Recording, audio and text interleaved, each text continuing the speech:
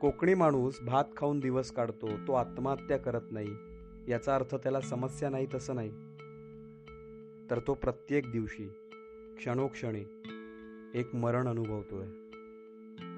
याला तुम्ही व्लॉग म्हणू शकता, डॉक्युमेंटरी म्हणू शकता, शॉर्ट फिल्म म्हणू शकता, ट्रॅव्हल शो म्हणू शकता किंवा एखादा प्रयोग सुद्धा म्हणू शकता. पण माझ्यासाठी ही एक वेदना आहे. 21व्या शतकात किड्या मुंग्यांप्रमाणे जगणाऱ्यांची, म्हाताऱ्या कोताऱ्यांची, बायाबापड्यांची, तरुणांची, लहान मुलांची, कोल्या कुत्र्यांची, हद्दपार होणाऱ्या गाय बैलांची, एका स्त्रीच्या वेदनेची, दुःखाची, तहानलेल्या घशाची, हक्काचं धरण असून सुद्धा टँकरसाठी मिंधे झालेल्या तुम्हा आम्हासारख्याच एखाद्याची, हतबलतेची, सरकारी लाल फितीच्या कारभाराला वैतागलेल्यांची, पिढ्यानपिढ्या पाण्यासाठी आक्रोश करणाऱ्या माणसाची, जिवंत माणसाची. सहज काही दिवस चेंज म्हणून मी, मनवे, आशू, ओमकार सोबत त्याच्या गावी गेलो होतो. रायगड जिल्ह्यातील पेण तालुक्यातील मसद खुर्द हे खारेपट्ट्यातील ओमकारचं गाव. 25-30 घरांचं छोटंसं टुमदार. मुंबई गोवा महामार्गाहून 3 ते 4 किलोमीटर हा संपूर्ण आगारपट्टा. अगदी जीवाला जीव देणारी माणसं.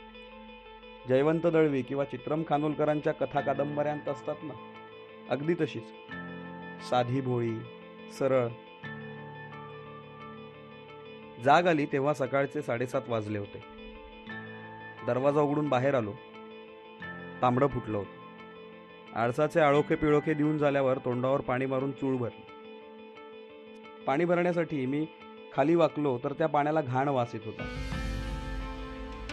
हिरव्या रंगाचं शेवाळलेलं घाणेरडं पाणी होतं ते. आपल्याकडे डबक्यात किंवा घाणेरड्या तलावात असतं ना, अगदी तसंच.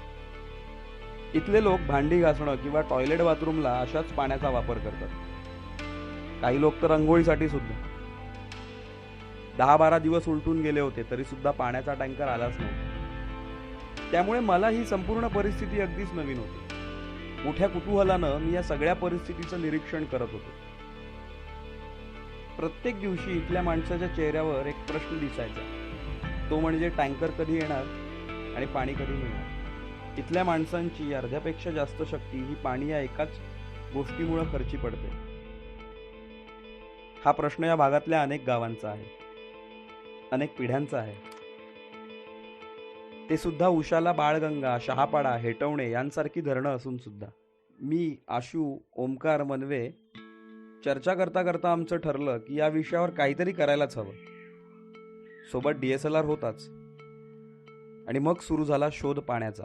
इथल्या स्थानिक तरुणांनी एकत्र येऊन पंचक्रोशी ग्राम विकास चळवळीची निर्मिती केली होती. बाईक रॅली, हंडा मोर्चा अशा पद्धतीनं आंदोलन उभं राहिलं. मंत्रालयापासून दिल्लीपर्यंत भेटीगाठी झाल्या, पण सगळंच व्यर्थ. अखेर ही व्यवस्था आपली तहान भागवण्यासाठी असमर्थ आहे म्हणून निवडणुकांवर बहिष्कार टाकला गेला. लोकांकडूनही त्याला उत्स्फूर्त प्रतिसाद लाभला. आमच्या गावांनी चांगला बहिष्कार टाकला आणि फक्त गावातून 3च मतं पडली आमच्या गावातून. अच्छा. हां. आणि बाकीच्याही सर्वच बहिष्कार टाकला पाण्यामुळे आणि रस्त्यामुळे आणि लाईट विजेकरणामुळे. अच्छा. पण निगरगट्ट प्रशासनावर याचा कोणताच परिणाम झाला नाही. चळवळ फोडण्यासाठी चळवळीतील कार्यकर्त्यांना अनेक आमिष दाखवण्यात आली. चळवळीद्वारे स्वतःची पोळी भाजून घेणारे देखील बरेच निघाले. पण तरीही ही चळवळ अखंड सुरू आहे म्हणून काहींना धमक्याही आल्या. या चळवळीतील बऱ्याचशा कार्यकर्त्यांना राजकीय क्षेत्रातून आमिष दाखवण्याचं काम आणि तसेच राजकीय निवडणुका लढवण्याचं एक ऑफर्स दिल्या होत्या, परंतु कोणत्याही आमिषाला न बळी पडता या विभागातील सर्व पंचक्रोशी ग्रामविकास चळवळीच्या कार्यकर्त्यांनी खंबीरपणे काम करून आज या पाण्यासाठी लढा देत आहोत. कालव्याद्वारे या भागात पाणी आणण्याकरता हे पाईप विकत घेण्यात आले, परंतु अनेक वर्षांपासून हे असेच पडून आहेत. शासन या जागेचं भाडं सुद्धा भरते. यात सुद्धा लाखोंचा भ्रष्टाचार झाल्याची शक्यता वर्तवण्यात येते. टवणाच्या पाईपलाईनचं आज आपण वर्षभर ऐकतोय, पैसे येऊन सुद्धा आता नवीन वर्षात सुद्धा त्याचं वर्क ऑर्डर निघणार होतं, तेही अजूनपर्यंत तसंच आहे. कदाचित यावर्षी निधी ती स्लॅब होईल आणि मग पुन्हा पाण्यासाठी वणवण कायम राहील. पुढे या पाईपांचं काय होणार याचं उत्तर ना लोकांना ठाऊक ना लोकप्रतिनिधींना. डाव्या विचारसरणीकडे झुकलेल्या शेतकरी कामगार पक्षाचं या भागामध्ये अनेक वर्षांपासून वर्चस्व आहे. सध्या शेकापचेच धैर्यशील दादा पाटील या भागाचे आमदार आहेत. तत्पूर्वी त्यांचेच वडील मोहन पाटील 15 वर्ष या भागाचे आमदार होते. काँग्रेसच्या रवी पाटलांनी सुद्धा इथली एक टर्म आमदारकी भूषवली आहे. तेव्हा त्यांच्याकडे फलोत्पादन खातं होतं. दस्तूर खुद्द सुनील तटकरे जलसंपदा मंत्री असून सुद्धा या भागातल्या पाण्याचा प्रश्न निकाली निघालेला नाहीये. या पट्ट्यातील लोकांचा सिस्टमवरचा विश्वास उडत चाललाय. म्हणजे असं कंटाळा की आज गेले मला 30 वर्षे लग्नाला झालेले, पण पाण्याचा काही प्रश्न सुटलेला नाहीये. अजून आमदार येऊ, खासदार येऊ, कोणी मंत्री संत्री येऊ, पण त्यांना असं वाटतं की दांडकावून झोडावं त्यांना. अशी परिस्थिती आज माझी आहे आणि मीही महिलांना मार्गदर्शन करणार. आमचा हा जोपर्यंत प्रश्न सुटत नाही ना, तोपर्यंत हा आमचा ठामपणे बहिष्काराचा निश्चय आहेतच. आणि महिलांना पण माझा संपूर्ण पाठिंबा आहे की त्यांना आपण पाटणी झोडपल्याशिवाय त्यांचं राहणार नाही. सरकारी अधिकारी आणि मंत्र्यांना चोपायला हवं असं एकंदरीत लोकांना वाटतंय. लोकशाहीच्या दृष्टीने खूपच घातक आहे. JSW या कंपनीच्या साहाय्याने या भागात पाणी पुरवठा होतोय. जिल्हा परिषद आणि प्रशासन टँकरच्या नावाखाली दरवर्षी लाखो रुपयांचा भ्रष्टाचार करतंय. वरवर पाहता JSW या संपूर्ण पट्ट्यासाठी समाजोपयोगी काम करतंय असं वाटत असलं तरी सुद्धा JSW ची एक दुसरी सुद्धा बाजू आहे. JSW कंपनी जे आमच्यासाठी टँकर सुविधा देते वगैरे हे जे आहे ते कंपनीला गव्हर्नमेंटला टॅक्सेस द्यावे लागतात. आता त्याच्यातून 2 किंवा 3% हे कंपनीचा जो होणारा नफा आहे त्या नफ्यातून गव्हर्नमेंटला टॅक्स वजा करण्यापेक्षा गव्हर्नमेंटने असा रूल केलेला आहे की तिथल्या 10 किलोमीटरच्या रेंजमध्ये जी गावं येतील त्यांना तुम्ही स्थानिक सुविधा काय, त्यांच्या गरजा काय आहेत, कोणाला शौचालय हवं असेल, कोणाला इतर काय बांधबंदिस्ती बनवायची असेल किंवा कोणाला पाण्याची सुविधा असेल, कोणाला पाईपलाईन टाकून द्यायची असेल, अशा खातर ते खर्च करतात. आता वास्तविकता हा गव्हर्नमेंटचा टॅक्स जो वजा होणार असतो ती कंपनी आमच्यावर खर्च करते.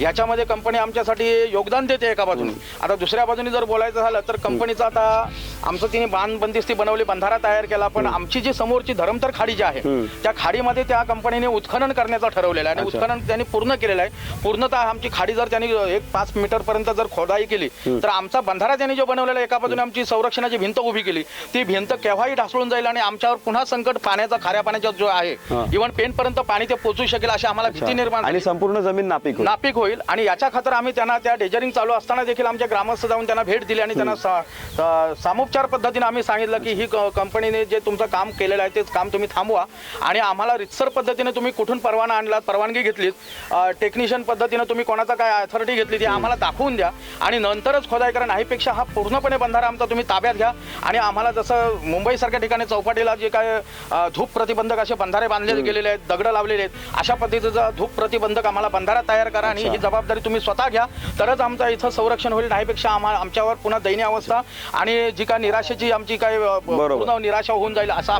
सध्या हल्ली जिल्हा परिषद एक सदस्य आहे, ऐकलं काय, तो त्याचा स्वतःचा 2 टँकर आहेत, तो आम्हाला चालीला पाणी देतो. आणि आता हरिओम आणि आपले हे जिल्हा परिषद आता कुठं टँकर पुरवठा. श्रमदान करून विहिरी, तलाव खोदून त्याद्वारे पाणी उपलब्ध होऊ शकत नाही, कारण विहिरी किंवा तलावांना फुटणारा पाझर हा खाऱ्या पाण्याचा असतो. दररोज लाखो लिटर पाणी या कालव्याद्वारे वाया चाललंय.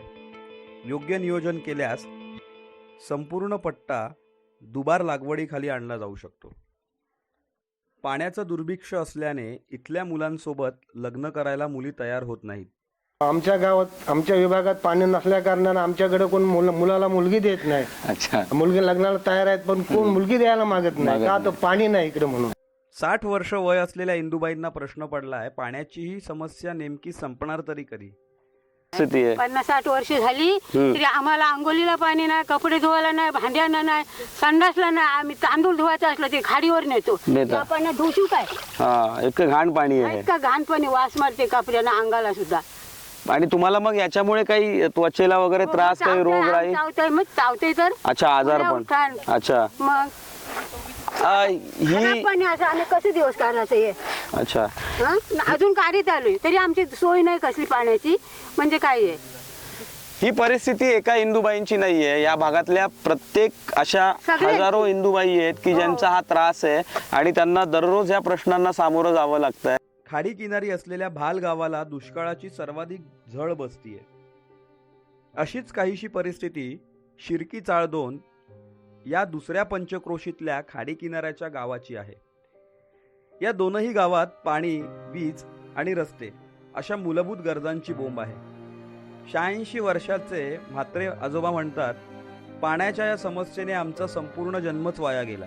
समस्या म्हणजे आम्ही पूर्वी ऐकलं काय एवढे असं तुमच्यासारखे तुमच्याशिवाय लहान असताना आम्ही इथला पाणी आणलं नारंगी. अच्छा हा म्हणजे समुद्राने घोड्या घालायच्या आणि तिशी यायचा आणि वारा पाणी असला की ती घोडी बुराची भीती म्हणजे भांडी जावायची ती. ऐकलं काय ही परिस्थिती आमची. तेव्हापासून पाणी नाही तो हे काहीतरी म्हणतो काहीतरी. त्याच्यानंतर आम्ही धरणतर्शी पाणी आणायचो. ऐकलं धरणतर्शी पाणी मिळायचं. त्याच्यानंतर नाही पाणी आता कुठं जायचा कोपुर्लीचा तळा म्हणजे ते तळ्याचं पाणी आणायचा. वाशीचा तळा तिथून तळ्याचं पाणी आणायचं. होडीने आणायचं काही डोक्यावर आणायचं. ही परिस्थिती समस्या. ते हरिजन लोकांची तिथं वस्ती आहे बघा. हा तिथून ती लाईन आली होती अशी टाकी इकडं. ती लाईन ती इथे ही टाकी आहे ना इथं काढली. ऐकलं तेव्हा कनेक्शन किती होती अवघी 3 त्याला. त्याची 6ची काही 3ची होती लाईन मला वाटतं. ती काही नक्की माहिती नाही. तर तिथं कनेक्शन 3 काढली. ऐकली काय 3 काढली तर तिथं आता कनेक्शन काढून आज 73 किती 17 हो विचार करा. तर ते असं झालं तिथं 11 का 12 कनेक्शन ते काढली मग इकडे तिकडे फोडला. कोणाला पाणी नाही मिळलं म्हणून त्यांनी पाणी बांधून फोडलं. ते कारण ते ह्याचं नाही तुमचं पाईप सिमेंटचं नाही ते तुमचं कसं लोखंडाचे पाईप. हा त्याच्यामुळे ते फुटली गेली आणि त्या लाईनीमध्ये आज चिखल भरला. तर ती लाईन काय एक वेळ आम्ही काढली होती थोडीशी. ऐकलं काय तू होत असलं त्याच्यात. हा एक वेळ काढली होती आम्ही कारण आम्हाला दिला होता त्याही काम आणि साफ करा आणि ते टाकली तरी पण काय पाणी येत नाही. या भागात फिरल्यावर एक गोष्ट लक्षात येते, जिल्हा परिषदेने या संपूर्ण पट्ट्याला एक प्रकारे वाळीत टाकलंय. उन्हाळा संपून पाऊस काही दिवसांवर उभा ठाकलाय. पावसाळा सुरू झाला की आपोआप खारेपट्ट्यातल्या पाईपलाईन आणि कालव्याची मागणी काही काळ थंडावेल. पुन्हा उन्हाळा येईल. इथल्या स्थानिकांच्या हक्काचं पाणी 75 किलोमीटर लांब असलेल्या मुंबई शहराला मिळेल. पण इथला भूमिपुत्र मात्र कायम तहानलेला राहील.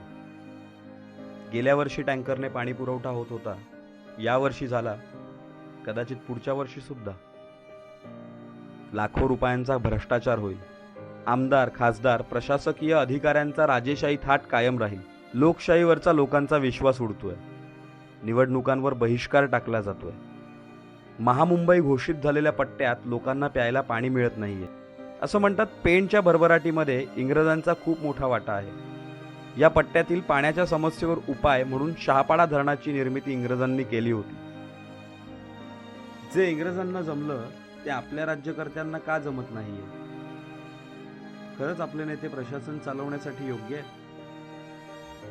खारेपट्टा फिरल्यावर लोकमान्य टिळकांचं एक वाक्य आठवलं, या सरकारचं डोकं ठिकाण्यावर आहे का? असेल तर किमान यावर्षी खारेपट्ट्यात शोकेश सारख्या बांधलेल्या टाक्यांमधून गावागावांतून घराघरामध्ये पाणी पोहोचेल. स्थानिकांचा रस्ते आणि विजेचा प्रश्न सुटेल. कोट्यवधी रुपयांच्या निधीचा योग्य तो वापर होईल. वाट पाहूयात खारेपट्ट्याला अच्छे दिन येण्याचे.